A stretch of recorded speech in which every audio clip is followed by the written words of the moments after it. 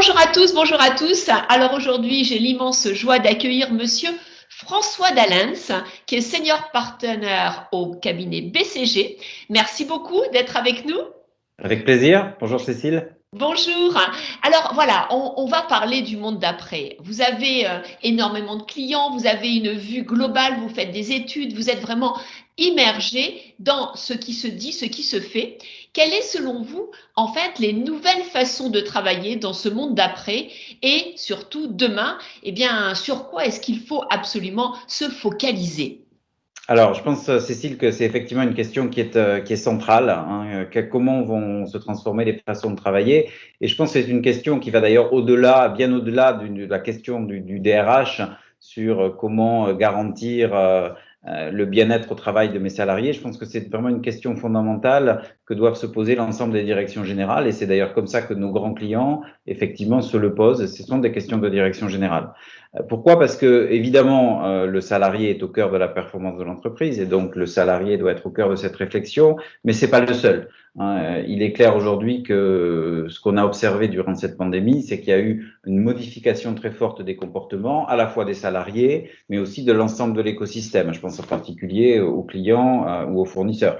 Si je prends quelques exemples, dans le monde de la grande consommation, on a vu une explosion sans précédent de l'e-commerce, hein, et de toutes les formes de commerce électronique.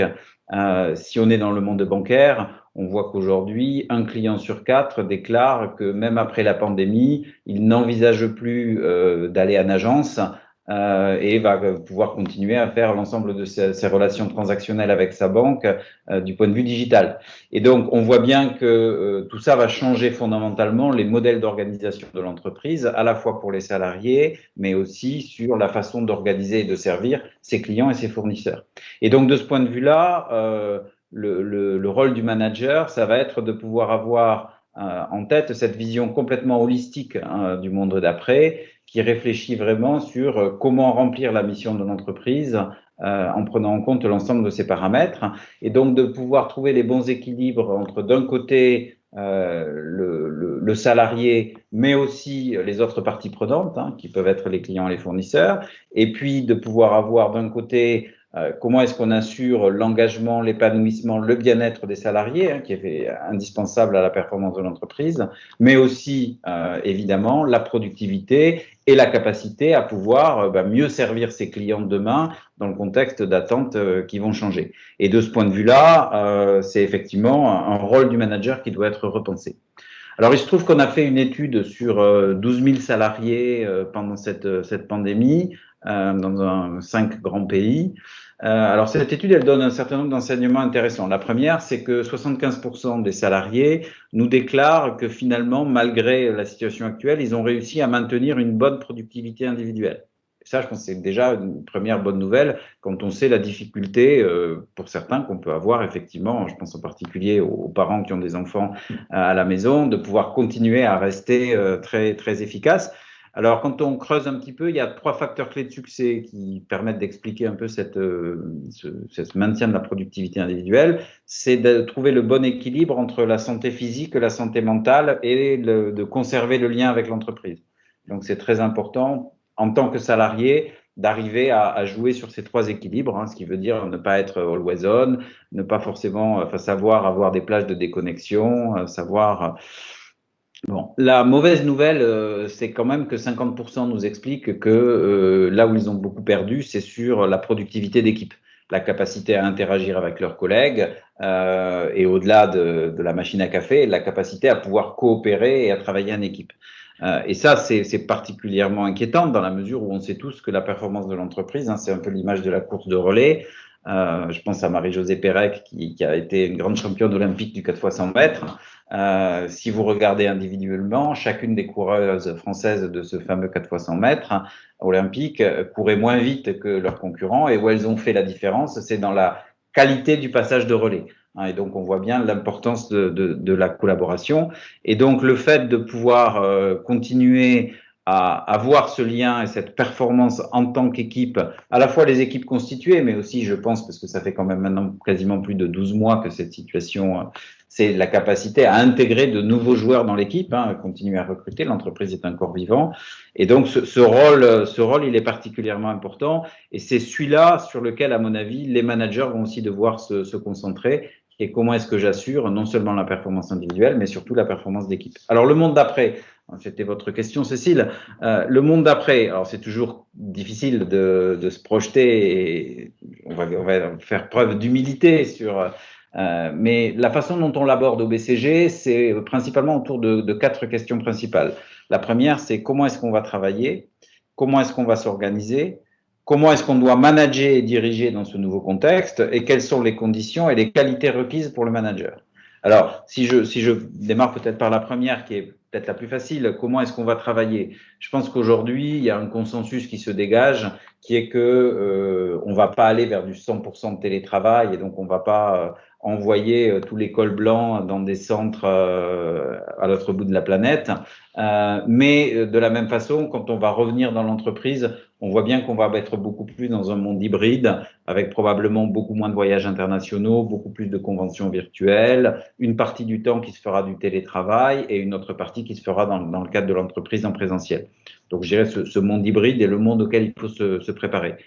Comment est-ce qu'on va s'organiser? Alors, ce qui a été très intéressant, c'est de voir que dans les entreprises de notre panel, il y en a à peu près un quart qui ont profité, entre guillemets, ou qui en tout cas se sont dit que la pandémie était une fantastique opportunité de tester des nouvelles méthodes d'organisation et de travail, en particulier autour de concepts comme le lean, l'agile, le design thinking.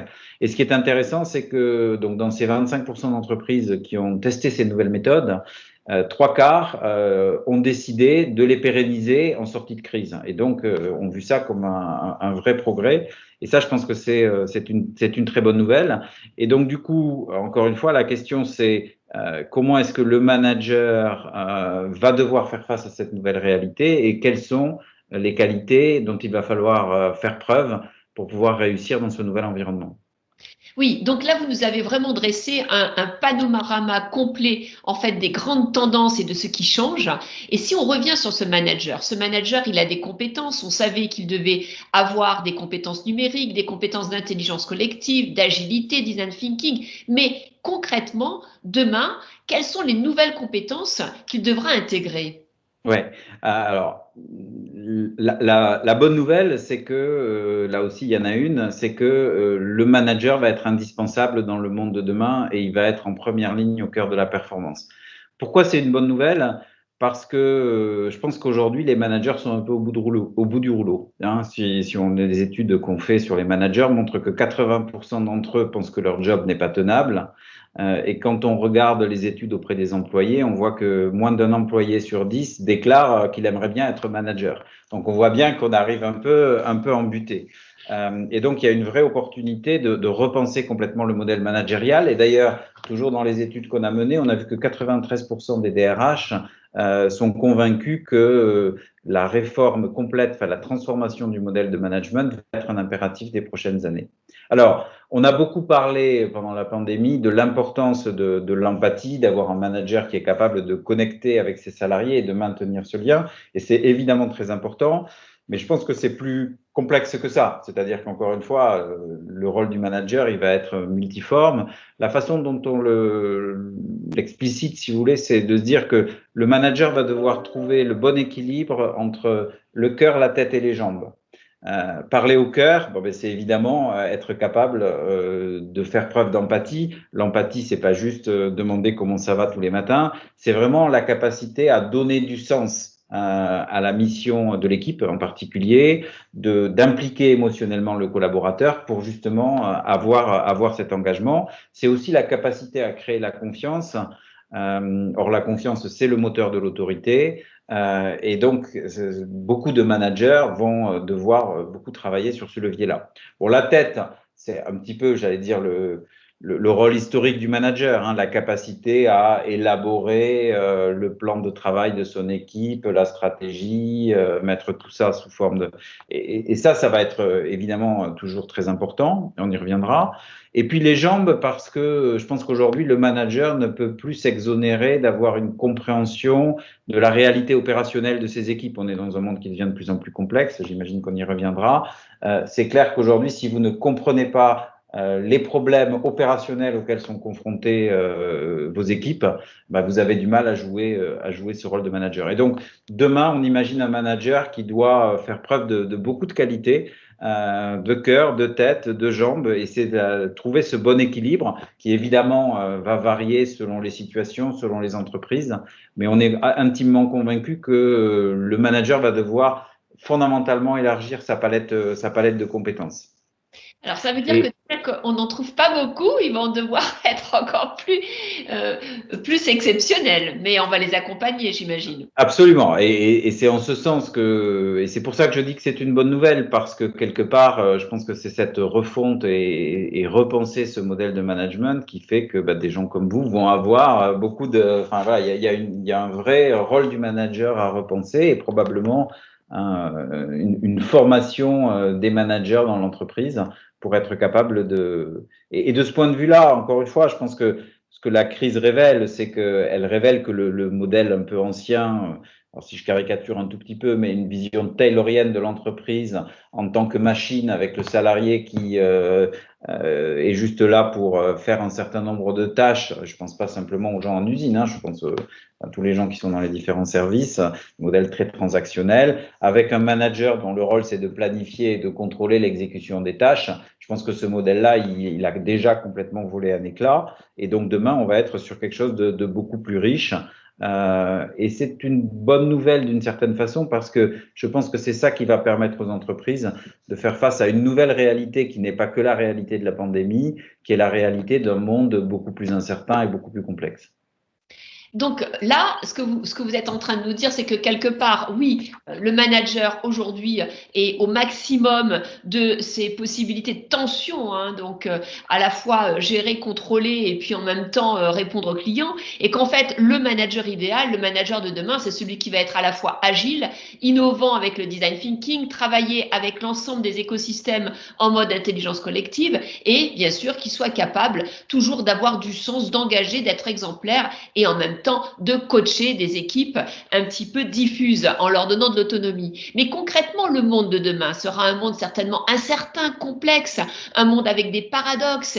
Comment en fait arriver à être optimum dans ce monde qui en plus intégrera l'IA? Absolument. Alors, et cette question-là, elle est vraiment centrale et elle va bien au-delà, effectivement, d'une pandémie dont on espère que dans quelques mois, elle sera derrière nous. Alors, c'est clair que le monde, il devient de plus en plus imprévisible. Moi, j'aime beaucoup citer Clausewitz, hein, et son fameux brouillard de la guerre, parce que je pense qu'aujourd'hui, les entreprises sont vraiment dans le brouillard de la guerre. Les anglo-saxons ont d'ailleurs créé un terme pour ça. Ils sont toujours très forts avec les acronymes. C'est le mot VUCA, un volatile, incertain, complexe et ambigu. Et c'est clair que c'est la nouvelle réalité dans laquelle vont devoir s'inscrire les entreprises. Et on voit bien que cette réalité-là, elle crée énormément de tensions par rapport à l'ancien modèle managérial qui était beaucoup plus organisé par silos, qui était plus lent à réagir, relativement peu agile et peu capable de pouvoir gérer un monde dans lequel le bon équilibre et la bonne solution ne va pas être la même selon le type de business unit, le type de pays, le type d'environnement dans lequel l'entreprise évolue, et avec, comme vous le disiez, la digitalisation, beaucoup plus de données, etc. Bon, je pense que la réponse, elle vient de comment est-ce que vous arrivez à autonomiser vos équipes pour qu'effectivement, vous arriviez à créer des équipes multifonctionnelles beaucoup plus autonomes qui soient capables au plus près du besoin des clients, des fournisseurs, des consommateurs, à trouver le bon équilibre et donc la bonne réponse. Alors le problème de l'autonomie, c'est que si vous donnez de l'autonomie sans créer de l'alignement, généralement ça crée beaucoup de chaos. Ça peut marcher quand vous êtes une start-up, Ça marche plus quand vous êtes une grande société internationale de 80 000 personnes, comme L'Oréal, présente dans énormément de pays, sur énormément de marques. Donc, comment est-ce que j'arrive à faire ça? Et c'est là où le rôle du manager est clé, parce que le rôle du manager, ça va être effectivement aujourd'hui de créer cet alignement indispensable pour que les équipes puissent fonctionner en autonomie. C'est ce que nos amis anglo-saxons appellent le fameux freedom within a framework. Et donc, le rôle du manager, ça va être à la fois de créer ce frame stratégique pour ses équipes, mais aussi et surtout de l'aligner avec ses collègues. Je prends un exemple. Si demain vous créez une équipe multifonctionnelle dans laquelle vous allez avoir des marketeurs, des commerciaux, des financiers et peut-être même des innovateurs, si vous êtes mettre en place de nouvelles solutions pour vos clients, c'est clair que vous avez besoin que le cadre stratégique que vous donniez à cette équipe soit complètement aligné entre la fonction commerciale, la fonction recherche, la fonction marketing. Et donc, le rôle du manager, c'est vraiment de créer cet environnement dans lequel les équipes vont pouvoir travailler de façon extrêmement autonome et sans tomber dans le chaos. Et ça, c'est compliqué. Alors, c'est compliqué parce que dans le monde d'avant, on pouvait se dire que cet alignement, même s'il n'était pas très formalisé, il se faisait beaucoup en présentiel parce qu'on avait beaucoup l'occasion d'échanger quand on sentait qu'effectivement le frame stratégique n'était pas complètement clair. Dans un monde qu'on imagine hybride demain, dans lequel les gens vont être peut-être un tout petit peu plus loin, la formalisation de ce cadre va être probablement un des éléments très, très importants. J'offre souvent à mes clients un livre qui a été écrit par le général McChrystal, qui était un commandant américain des forces en Afghanistan, et qui a pas mal théorisé ça dans un livre qui s'appelle Team of Teams. Donc le concept est assez simple, on comprend bien ce modèle de petites équipes multifonctionnelles. Et il a une phrase que j'aime beaucoup qui est le rôle du chef, c'est eyes on, hands off. Donc savoir ce qui se passe, être capable de donner l'autonomie et de pouvoir donner le cadre, c'est le fameux eyes on, je sais ce qui se passe, mais c'est aussi le hands off, c'est je suis capable de déléguer la responsabilité opérationnelle dans mes équipes pour trouver la bonne solution optimale sans avoir besoin de faire des boucles avec le siège social, surtout quand vous êtes une entreprise multinationale et que la filiale indonésienne doit décider quelque chose. Comment vous faites pour ne pas avoir à faire toute la boucle d'alignement avec le headquarter central. Et donc ça, je pense que c'est effectivement fondamental et on voit bien que dans ce contexte-là, on a un manager qui doit être un manager stratège, un manager coach, un manager très au contact de ce qui se fait, mais qui sait laisser cette autonomie.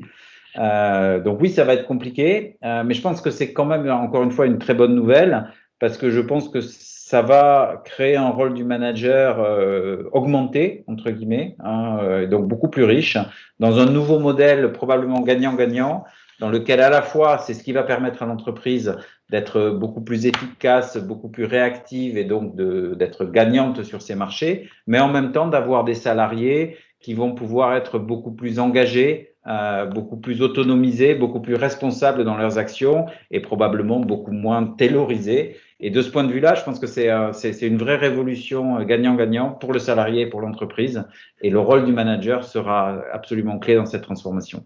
Un immense merci pour vos clés de décryptage, vos interprétations, vos exemples et puis votre point de vue. On retiendra au moins 3 idées en synthèse. Première idée, le monde du travail de demain sera un monde hybride dans lequel on prendra le meilleur du présentiel, de la distance, de l'individuel, du collectif et peut-être de l'asynchrone. La deuxième idée, c'est qu'en fait, le manager a encore de beaux jours devant lui et le rôle du manager n'est pas terminé. Au contraire, on est sur une idée du manager augmenté, du manager réinventé. Et la troisième idée, c'est qu'il faut absolument, en tant que manager, intégrer des méthodes agiles, travailler sur les petites équipes, l'autonomie et faire cet équilibre entre alignement, autonomie qui permet de définir des nouvelles missions. Merci beaucoup, à bientôt. Merci, au revoir Cécile. Au revoir.